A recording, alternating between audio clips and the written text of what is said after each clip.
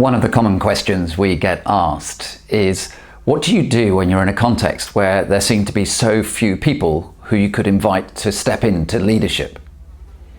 It may be that you're in a context where people have got old and have been leading in the past, but their energy has run out or their abilities have begun to diminish a little bit, and you're struggling to find leaders. Or maybe you're in a context where there are just very few people to invite into leadership with you. Well, here are three things that one might do in that sort of scenario. The first is to pray the other Lord's Prayer. Luke chapter 10, verse 2.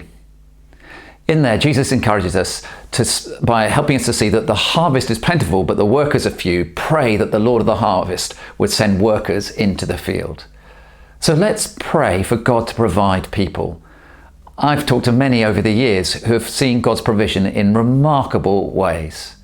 And I know some who set their watch to 2 minutes past 10 every day to go off, or their phone to remind them to pray for workers, not just for their own context, but actually for the global context, that God would send workers into the harvest field.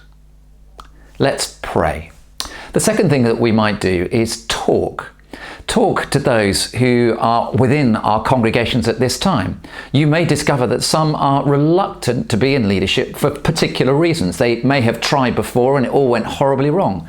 Or maybe they're not actually sure what it would involve. Or maybe they have been in the past and now have just run out of energy.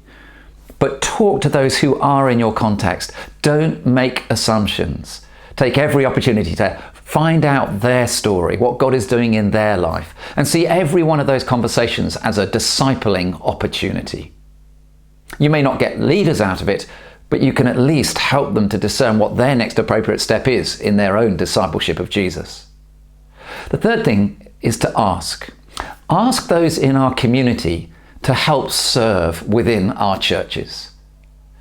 Now, we need to be wise about what roles we might invite them into, but asking is a good thing to do because belonging in this day and age so often precedes believing.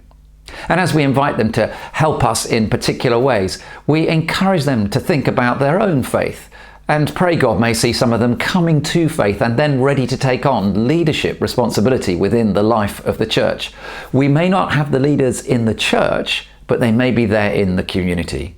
And we simply need to ask them to be involved in what we're doing. So pray, talk, ask.